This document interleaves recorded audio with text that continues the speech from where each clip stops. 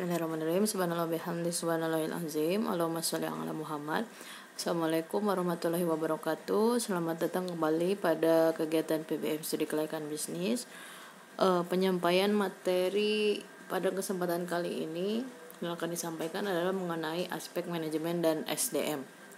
Nah, berbicara mengenai aspek manajemen dan SDM, tentunya teman-teman sudah memperoleh juga ya mata kuliah mengenai manajemen dan sumber daya manusia.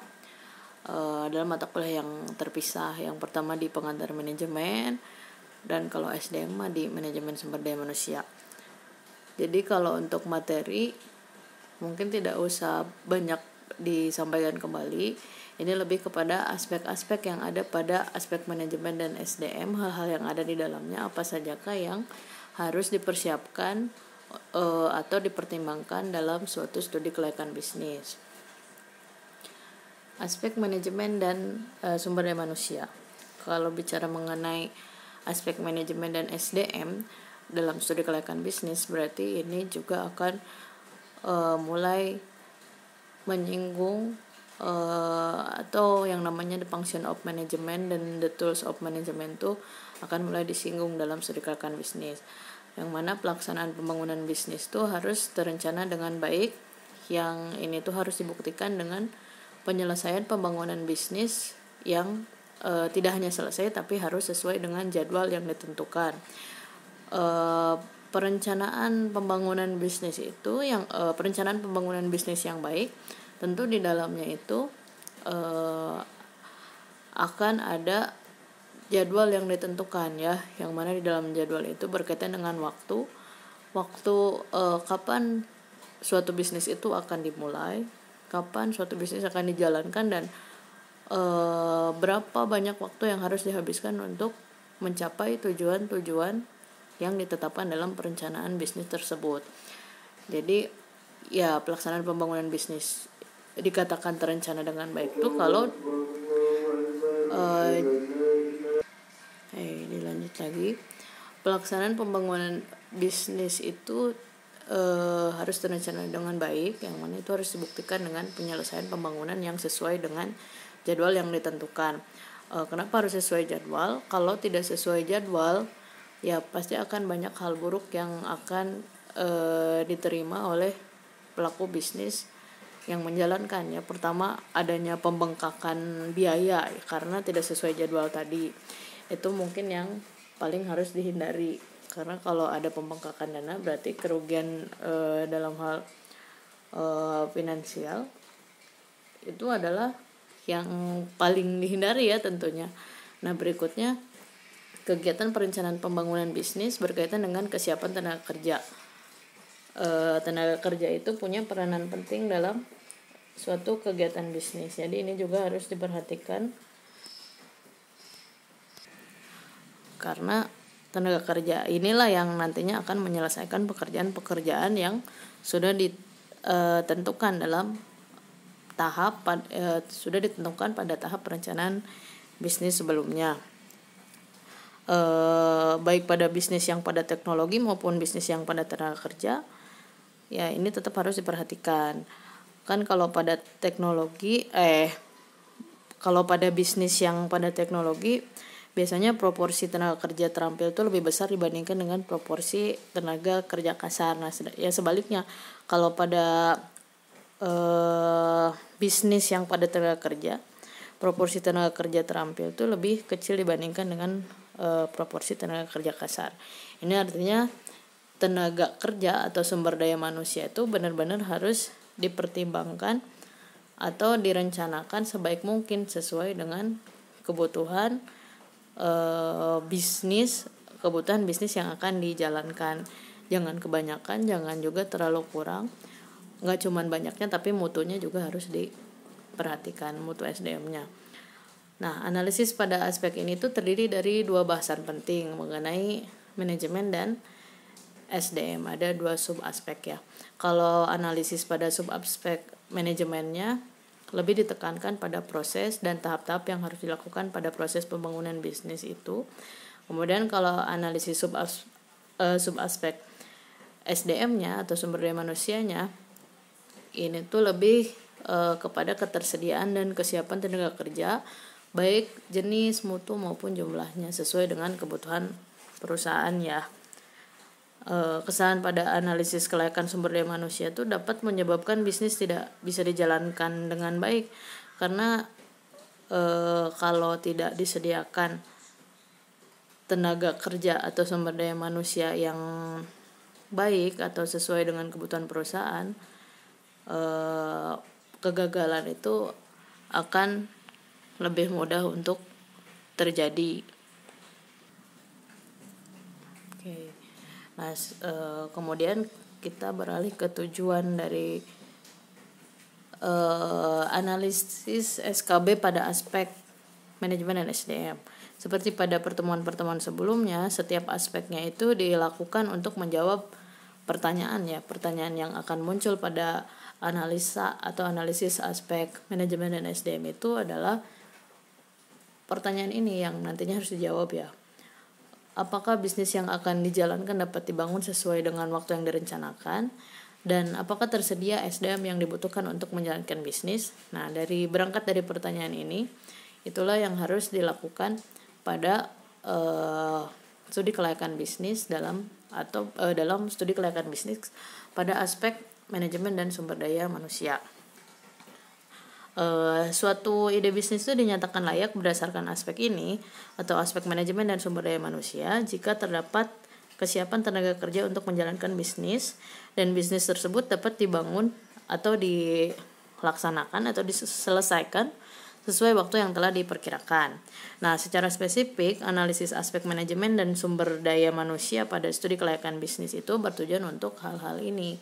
Di antaranya menganalisis penjadwalan pelaksanaan pembangunan bisnis, menganalisis jenis-jenis pekerjaan yang diperlukan untuk pembangunan bisnis, menganalisis waktu yang diperlukan untuk melaksanakan setiap jenis pekerjaan yang diperlukan untuk pembangunan bisnis, kemudian juga menganalisis biaya yang diperlukan untuk melaksanakan setiap jenis pekerjaan yang diperlukan untuk pembangunan bisnis, menganalisis persyaratan yang diperlukan untuk memangku pekerjaan pada suatu bisnis, kemudian menganalisis struktur organisasi yang cocok untuk menjalankan bisnis, menganalisis metode pengadaan tenaga kerja untuk menjalankan bisnis, dan menganalisis kesiapan tenaga kerja untuk menjalankan bisnis.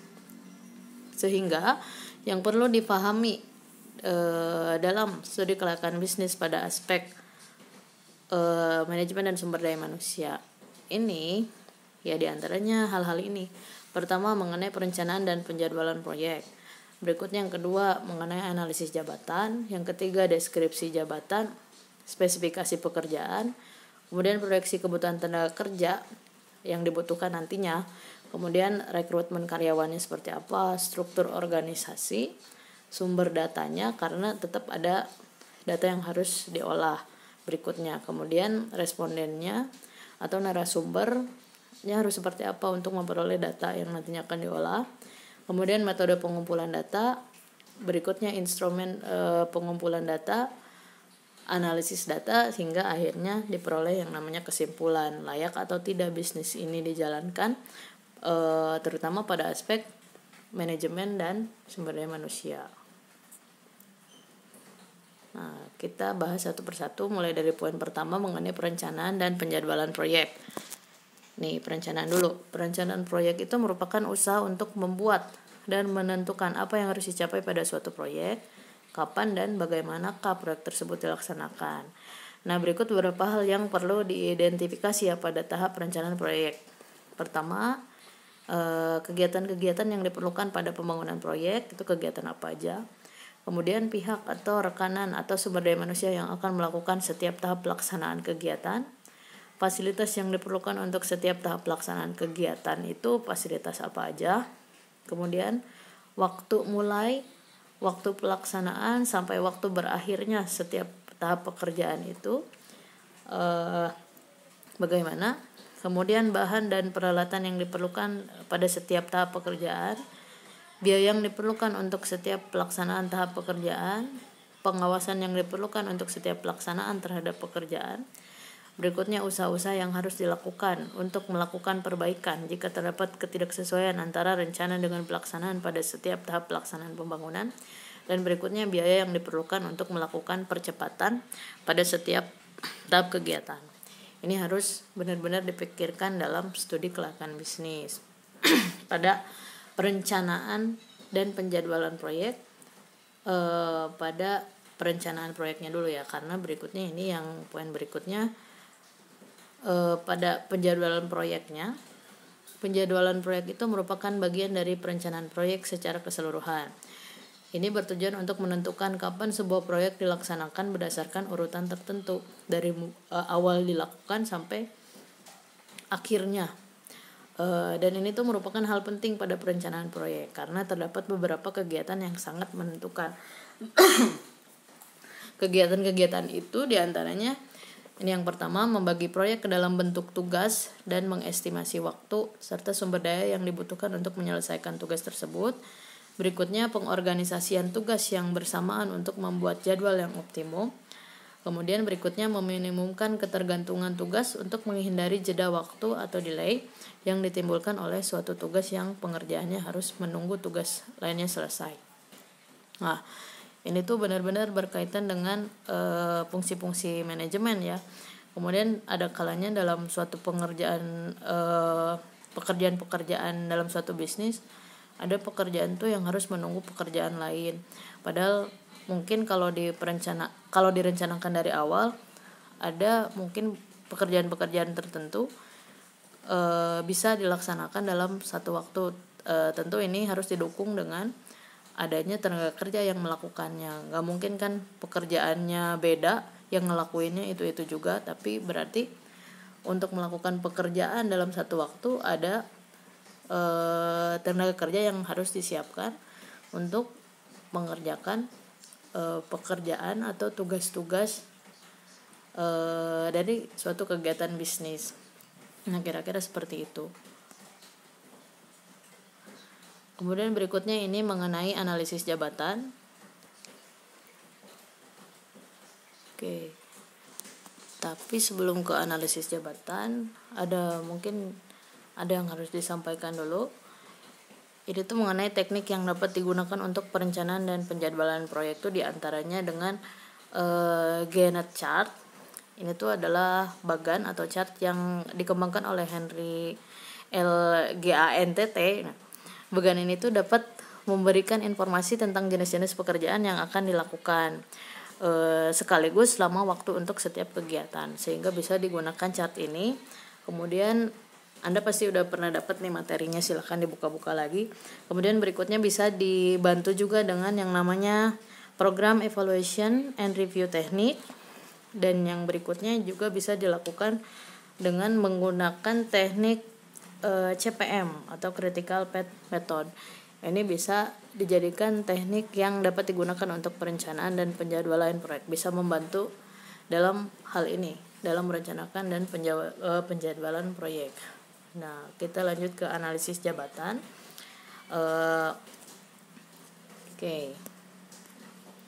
Analisis jabatan itu merupakan kegiatan mempelajari dan mengumpulkan informasi tentang suatu pekerjaan berkaitan dengan berbagai operasi dan kewajiban suatu jabatan. Analisis jabatan berusaha menganalisis seluk-beluk pekerjaan, berusaha menjawab pertanyaan berkaitan dengan hal-hal ini ya.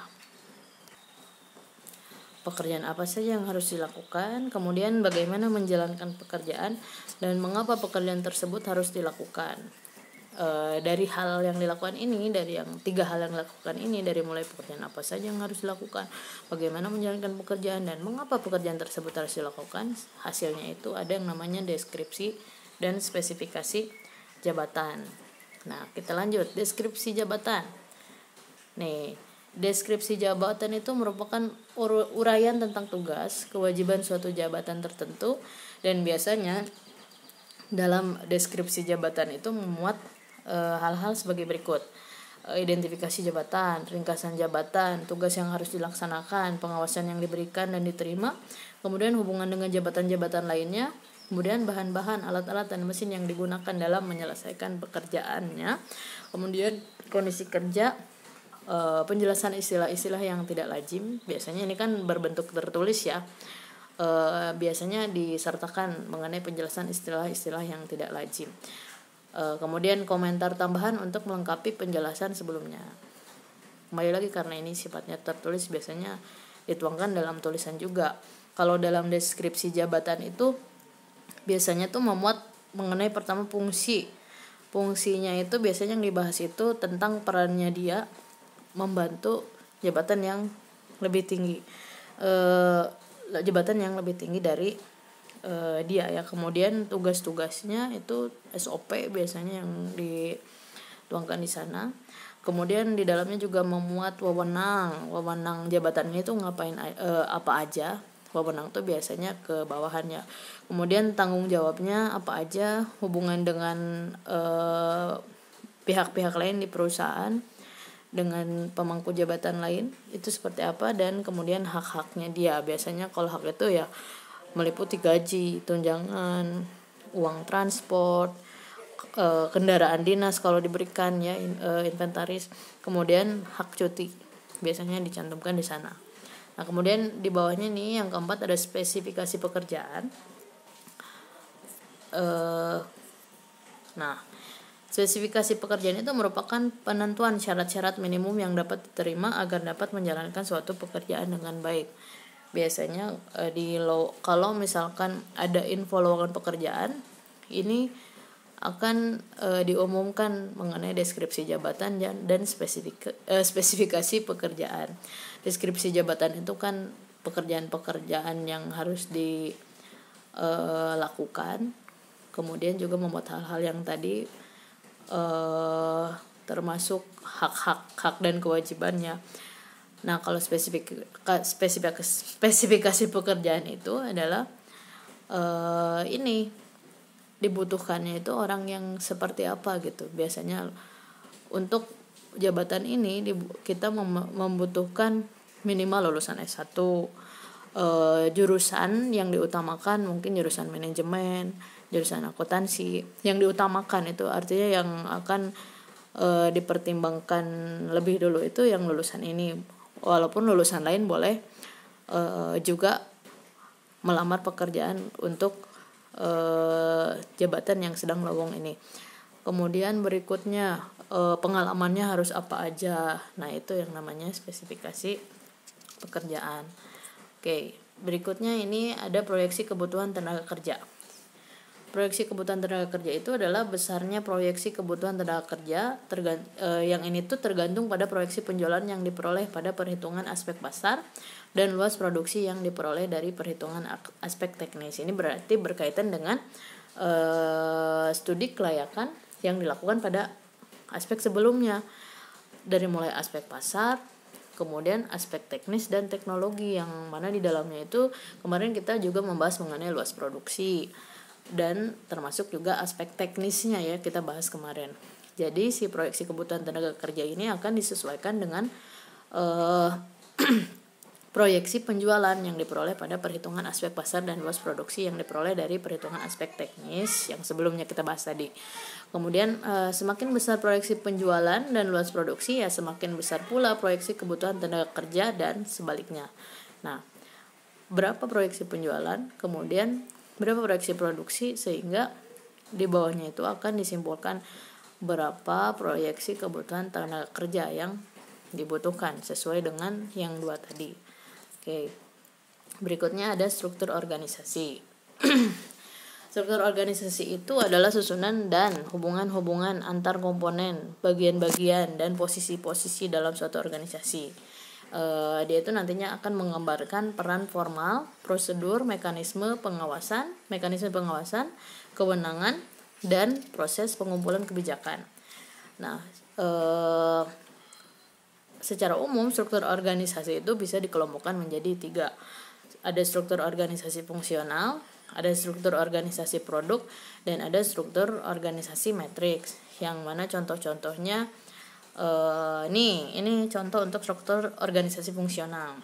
Direktur utama, kemudian di bawahnya ada manajer-manajer dari berbagai divisi ya. Ada ini untuk perusahaan yang mungkin hanya punya manajer pemasaran, manajer operasional, manajer keuangan, maksud saya divisi keuangan dan divisi sumber daya manusia. Nah, Berikutnya ini contoh struktur organisasi produk. Ini direktur utama. Ini untuk bisnis yang mungkin bisnis itu bergerak dalam penjualan barang-barang alat kebersihan ya. Kebetulan mungkin dalam bisnis ini dia punya beberapa produk, 4 produk ya, kalau disesuaikan dengan contoh struktur organisasi ini.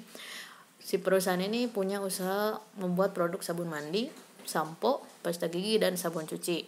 Nah, untuk keempat produk ini dia melimpahkan tanggung jawab kepada manajer-manajer yang berbeda.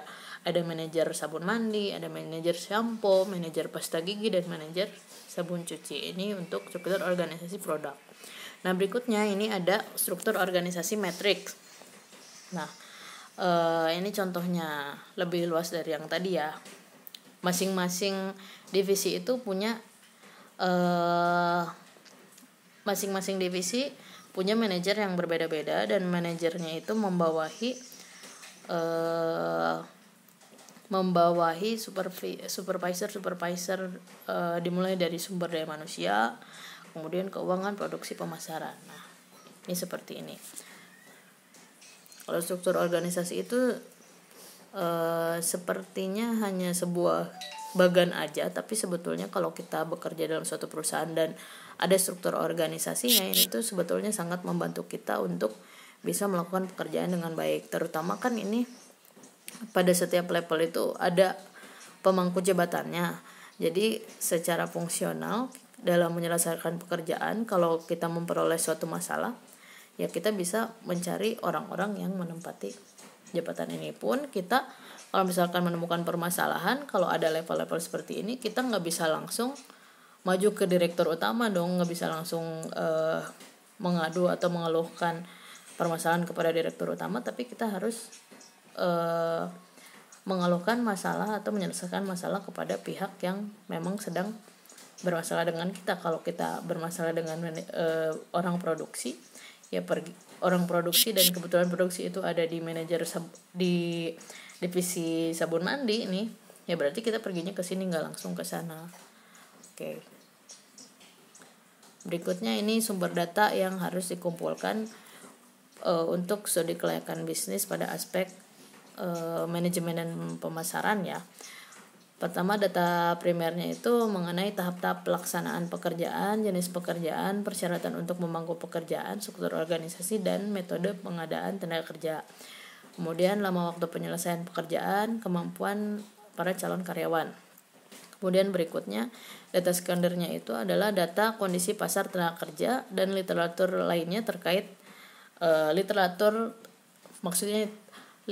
terkait lainnya itu adalah bacaan-bacaan yang bisa membantu dalam mengumpulkan data terkait aspek manajemen dan sumber daya manusia. Biasanya tuh literatur mengenai manajemen operasi, riset operasi, kemudian teknologi juga termasuk. Oke, berikutnya yang menjadi responden atau narasumber dalam mengumpulkan sumber data ya untuk aspek manajemen dan sumber daya manusia itu pelaku bisnis sejenis, kemudian konsultan atau pemborong proyek pembangunan, lembaga penempatan tenaga kerja atau departemen tenaga kerja, kemudian calon karyawan itu sendiri. Nah, berikutnya ada metode pengumpulan data. Ada instrumen pengumpulan metode pengumpulan data itu dengan wawancara kepada siapa? Wawancara kepada pelaku bisnis sejenis, kepada pihak atau rekanan atau sumber daya manusia. Kemudian berikutnya calon pelaku bisnis dan calon pesaing. Yang menjadi instrumen pengumpulan datanya itu adalah pedoman wawancara. Pedoman wawancara ini disusun oleh tim SKB pada aspek manajemen dan sumber daya manusia. Kemudian analisis data itu menggunakan analisis kualitatif dan kuantitatif. Setelah melalui proses-proses ini, akhirnya harusnya didapatlah yang namanya kesimpulan. Tadi harusnya ada rekrutmen dulu ya, kenapa nggak kemasukin? Kayaknya udah saya buat, tapi setelah saya buka lagi kok nggak ada. Nggak apa-apa lah, nanti saya revisi ya. Yang jelas tahapannya ini sudah mewakili tahapan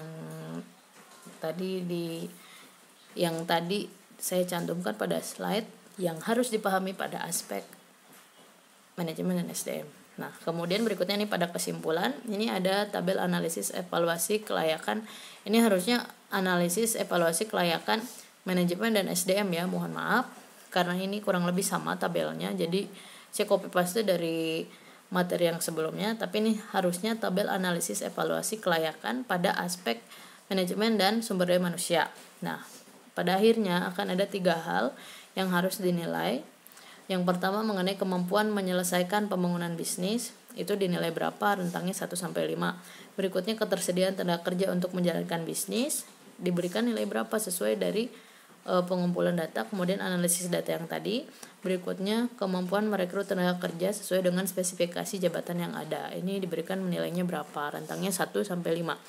Nah, ini keterangan di bawahnya ada. Kalau 1 itu berarti kriterianya sangat buruk, 2 buruk, 3 cukup, 4 baik, kalau 5 berarti sangat baik. Nanti dari nilai yang diperoleh tentu dirata-ratakan, dan kalau